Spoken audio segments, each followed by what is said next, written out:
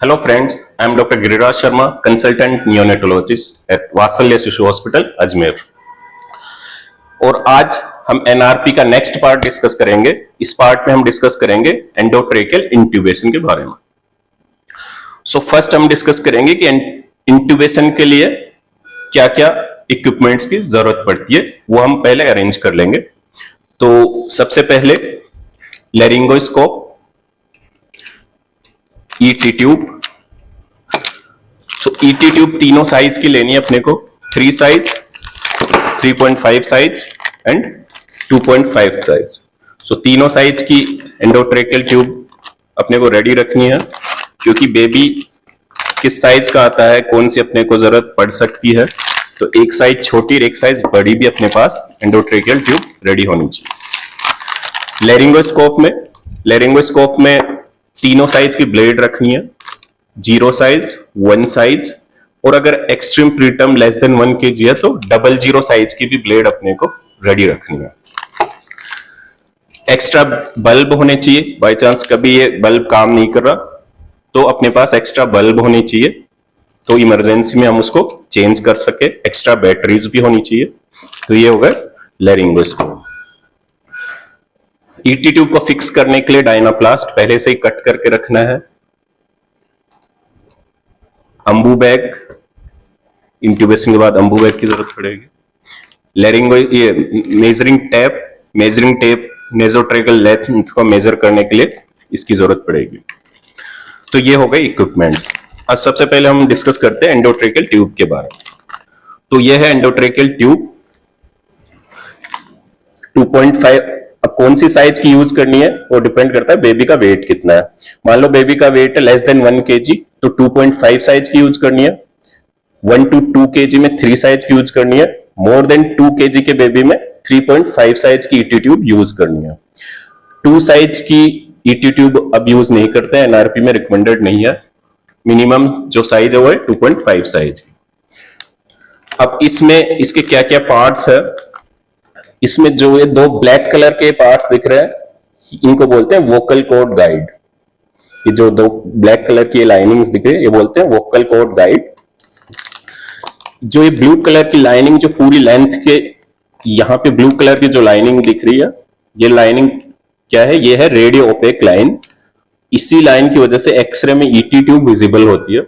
Otherwise जो ये ET tube है ये तो ट्रांसपेरेंट है, ये रेडियो ओपेक नहीं है, रेडियोल्यूसेंट है। ये जो लाइन है ये रेडियो ओपेक लाइन है, तो एक्सरे में इसी की वजह से ईटी ट्यूब अपने को विजिबल होती है। ये हो गई रेडियो ओपेक लाइन, ये हो गई वोकल कॉर्ड गाइड्स। इसकी साइड में एक और होल होता है, साइड होल होता है। ये साइड होल क्यों होता है कि बाई चांस अगर इसका एंड का होल अगर ब्लॉक हो जाए तो साइड के होल से भी वेंटिलेशन हो सके। ये हो गए इसके पार्ट्स। यहां से हम इसको अंबू बैग से या वेंटिलेटर के वाईपीस से यहां से कनेक्ट करते हैं। अब लैरिंगोस्कोप के पार्ट्स देख लेते हैं। ये ब्लेड हो गई, ये बल्ब हो गया, और ये होगी लैरिंगोस्कोप की बॉडी। इसमें अंदर बैटरीज होती है। इसको फिक्स कैसे करना है, इसको पहले ऐसे इंसर्ट करना है और फिर ऐसे ओपन करना है और चेक करके देख लेना है पहले ही कि बल्ब इसका वर्क तो कर रहे हैं। ओके, सारे इक्विपमेंट्स रेडी है। अब हम देख लेते हैं कि इंट्यूबेशन का इंडिकेशन क्या क्या है एनआरपी में, इंट्यूबेशन की रिक्वायरमेंट कब पड़ती है। तो फर्स्ट इंडिकेशन तो हो गया अगर पीपीवी के टाइम, पॉजिटिव प्रेशर वेंटिलेशन के टाइम, अगर प्रोलॉन्ग पीपीवी की जरूरत पड़ रही है, मोर देन 2 to 3 मिनट्स अगर पीपीवी की जरूरत पड़ रही है तो बेटर है उसको इंट्यूबेट करके ही पीपीवी करना चाहिए। तो फर्स्ट इंडिकेशन हो गया प्रोलॉन्ग पीपीवी। सेकंड इंडिकेशन हो गया वेंटिलेशन करेक्टिव स्टेप्स में, जो एमआर सोपा अपन ने पढ़ा था, एमआर एसओपीए। तो लास्ट का जो ए है वो हो गया अल्टरनेटिव एयरवे। तो अल्टरनेटिव एयरवे क्या है, इंट्यूबेशन है।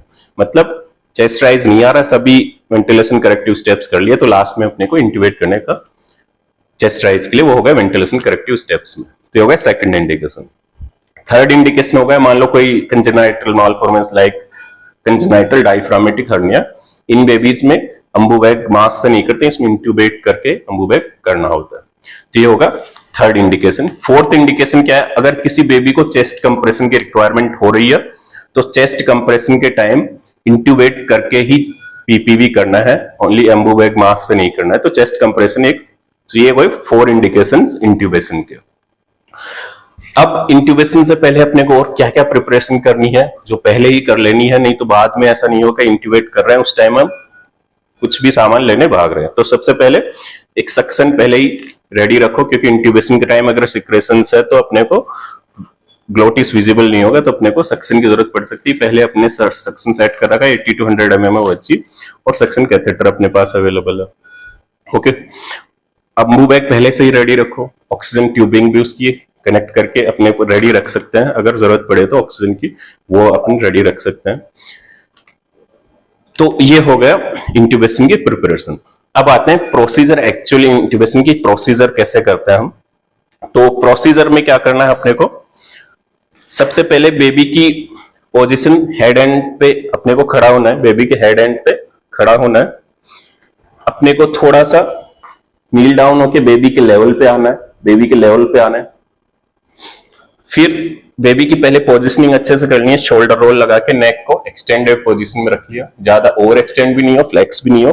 तो बेबी का मिड लाइन पोजीशन में हेड है, शोल्डर रोल लगा हुआ है और बेबी की नेक एक्सटेंडेड है। बेबी स्टेबलाइज्ड है, नीचे झुकना है लेवल पे। लेरिंगोस्कोप को हमेशा लेफ्ट हैंड में पकड़ना है, चाहे कोई राइट हैंडेड पर्सन है चाहे लेफ्ट हैंडेड पर्सन है, उसको हमेशा लेफ्ट हैंड में ही पकड़ना है। ठीक, उसको इंसर्ट करना है, लेरिंगोस्कोप को माउथ में इंसर्ट करना है मिड लाइन से, मिड लाइन माउथ की मिड लाइन से इंसर्ट करना है और उसको टंग के ऊपर से बेस ऑफ टंग तक लेके जाना है। बेस ऑफ टंग लेके जाने के बाद एपिग्लोटिस दिखेगा, एपिग्लोटिस को लिफ्ट करना है। लिफ्ट कैसे करना है, लेरिंगोस्कोप की मूवमेंट होनी चाहिए फॉरवर्ड मूवमेंट, लाइक अपने को देखते टाइम देखने के लिए ऐसे मूवमेंट होनी चाहिए, रॉकिंग मूवमेंट नहीं होनी चाहिए। मींस रिस्ट का मूवमेंट नहीं होना चाहिए, रिस्ट की मूवमेंट होने से बच्चे के गम्स में इंजरी हो सकती है, बड़ों बच्चों में कई बार दांत भी टूट सकता है। तो उसको फॉरवर्ड मूवमेंट होनी चाहिए, फॉरवर्ड मूवमेंट से अपने को ग्लोटिस विजिबल होगा। ग्लोटिस विजिबल ऐसे नहीं हो रहा तो हम क्रिकोइड कार्टिलेज पे, नेक पे भी एक हैंड से प्रेशर डाल सकते हैं। ठीक है, दूसरा अगर सिक्रेशंस है तो पहले उसको सक्शन कर लो ताकि सिक्रेशंस निकल जाए। दूसरा क्या करना है कि ईटी ट्यूब को इंसर्ट कैसे करना है, एक ईटी ट्यूब हम इंसर्ट करके देख लेते हैं।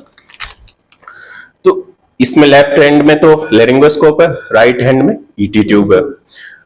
तो इससे हम विजिबल है अपने को। ईटी ट्यूब को इंसर्ट करते टाइम इसको हॉरिजॉन्टल पोजीशन में रखना है, वर्टिकल नहीं रखना है। पहले हॉरिजॉन्टल पोजीशन में रख के राइट साइड से इसको इंसर्ट करना है। कभी भी जो ये चैनल है लेरिंगोस्कोप का, ये चैनल है, इसके थ्रू ईटी ट्यूब को इंसर्ट नहीं करना, क्योंकि जो ये चैनल दिया हुआ है ये अपने को विजुअलाइजेशन के लिए दिया हुआ है, इससे अपने को ग्लोटिस को देखना है। अगर आप इसके थ्रू इंसर्ट करेंगे तो अपना जो है व्यू ब्लॉक हो जाएगा और आगे कुछ दिखेगा नहीं। तो इसलिए साइड से अपने को, राइट साइड से इसको इंसर्ट करना है, इससे अपने को विजुअलाइज करना है और हॉरिजॉन्टल पोजीशन में रखना है। अब जैसे ही अपने को वोकल कॉर्ड दिखेंगे, वोकल कॉर्ड कैसे है, व्हाइट कलर के इन्वर्टेड वी शेप दिखेंगे अपने को, फिर उसमें अपने को इसको इंसर्ट करना है। जैसे ही इंसर्ट होता है अपने को इसको वर्टिकल पोजीशन में कर लेना है। इंसर्ट करते टाइम हॉरिजॉन्टल रखना है, जैसे ही वोकल कॉर्ड में इंसर्ट होता है उसको अपने को हॉरिजॉन्टल कर लेना है। फिर अपने को देखना है कि ये वोकल कॉर्ड गाइड किस लिए दिए हुए हैं, जो दो लाइन अपन ने पढ़ी थी अभी, कि जो वोकल कॉर्ड है इन दोनों के बीच में होना चाहिए, वो एक प्रॉपर पोजीशनिंग है ईटी की। तो फर्स्ट इसके पास आउट हो गया, दूसरा बाहर है, तो वोकल कॉर्ड इन दोनों लाइंस के बीच में होना चाहिए, ये वोकल कॉर्ड गाइड इसी के लिए। तो इतना इंसर्ट हो गया, फिर इसको हॉरिजॉन्टल अपने कर लिया। फिर इसको फिक्स करने के लिए अपने को क्या करना है, इसकी अपने को इंडेक्स फिंगर से हार्ड पैलेट पे फिक्स कर लेना है इसको, नहीं तो वो वापस बाहर आ सकती है। तो अपने क्या करना है, हार्ड पैलेट से अपनी फिंगर से इसको फिक्स कर लेना है और फिर अपने को इसको डायनाप्लास्ट से फिक्स करना है। अगर प्रीमेच्योर बेबी है तो पहले उस टैगाडम फिक्स करना, उसके बाद में ही ये डायनाप्लास्ट फिक्स करना है, क्योंकि स्किन को इंजरी कर सकता है रिमूव करते टाइम। तो ये पहले से ही अपन रेडी कर रखा था और इसको फिक्स करना है। अब कितनी लेंथ, अपन ने साइज तो पढ़ लिए कि कौन से वेट पे, कौन से जेस्टेशन पे कौन सी ईटी की साइज यूज करनी है, कितनी लेंथ इंसर्ट करनी है वो कैसे पता लगेगा। तो उसके लिए एनआरपी में एक फॉर्मूला दिया उन्होंने, नेजोट्रेगल लेंथ प्लस 1 सेंटीमीटर। तो बच्चे की ट्रेगस से और नेजल सेप्टम की लेंथ पहले ही मेजर करनी है, उसके लिए अपन ने ये ले रखा है। ये लेंथ आई मान लो 6 सेंटीमीटर है, प्लस 1 सेंटीमीटर, टोटल 7, तो टोटल 7 सेंटीमीटर अपने को इंसर्ट करना है। जनरली अपन डेली रूटीन में 6 प्लस वेट करते हैं, पर आइडियल मेथड है नेजोट्रेगल लेंथ प्लस 1 सेंटीमीटर, उतना उसको इंसर्ट करना है और फिर इससे फिक्स कर देना है। अब अपने को जैसा ही फिक्स हुआ, अपने दूसरे टीममेट को बोलेंगे अम्बू बैग फिक्स करने के लिए। अम्बू बैग फिक्स करके हमने अम्बू बैग चालू किया। अगर टीपीस रिससिटेटर है तो टीपीस से हम दे सकते हैं, और हम अम्बू बैग करके देखते हैं। देखने के बाद अपने को चेक करना है कि ईटी की जो हमने इंसर्ट किया वो प्रॉपरली इंसर्ट हुई या नहीं हुई, कहीं ईसोफेगस में तो नहीं चली गई, ट्रेकिया में ही तो गई, उसका पता कैसे चला है।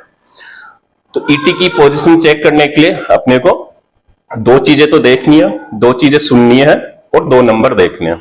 दो चीजें क्या देखनी है, एक तो चेस्ट राइज देखना है। अगर ईटी प्रॉपर है तो अपने को जैसे ही इसको प्रेस करेंगे चेस्ट राइज विजिबल होगा। सेकंड क्या देखना है, बच्चे का देखने के लिए कलर इंप्रूव हो जाएगा, ठीक है, कलर इंप्रूव हो जाएगा। दो सुननी क्या है, एक तो ऑस्कल्टेट करके सुनना है। ऑस्कल्टेट कहां करना है, एक्सिला में ऑस्कल्टेट करना है, चेस्ट के इंटीरियर में ऑस्कल्टेट नहीं करना, क्योंकि बेबी की चेस्ट बहुत स्मॉल है। कई बार अगर स्टोमक में भी साउंड हो रही है वो अपने को यहां से कंफ्यूज कर सकती है, इसलिए दोनों एक्सिला में ऑस्कल्टेट करके देखना है कि एयर एंट्री प्रॉपरली है कि नहीं है, और है तो इक्वल है या नहीं है। अगर आपने ज्यादा इंसर्ट कर दिया तो राइट साइड में ज्यादा एयर एंट्री आएगी, तो मींस ये ज्यादा डीप इंसर्ट कर दिया अपन ने। तो ये हो गया सुनने का, ठीक है। और एक स्टोमक पे भी हम ऑस्कल्टेट करके देखेंगे, अगर स्टोमक में गई है तो स्टोमक में एयर की साउंड आएगी। तो ये दो अपन ने सुन लिया, दो चीजें देख ली। दो नंबर देखने कौन से, फर्स्ट हार्ट रेट देखना है। अगर इंट्यूबेशन प्रॉपर है तो हार्ट रेट इंप्रूव होना, सबसे पहले हार्ट रेट इंप्रूव होती है, हार्ट रेट इंप्रूव है। दूसरा नंबर देखेंगे पल्स ऑक्स का सैचुरेशन, वो सैचुरेशन इंप्रूव हो जाएगा, ठीक। तो दो चीजें देखनी है, दो सुननी है और दो नंबर देखने। तो मतलब, और एक मिस्ट भी देख सकते हैं हम कि मिस्ट जैसा अगर प्रॉपर लंग्स में ट्रेकिया में है तो ईटी के अंदर अपने को मिस्ट दिखेगी, मीन्स वो प्रॉपर पोजीशन। तो ये देख लिया अपन ने उसकी कि इंट्यूबेशन की जो प्रॉपर हुआ या नहीं हुआ वो कंफर्म करने के लिए।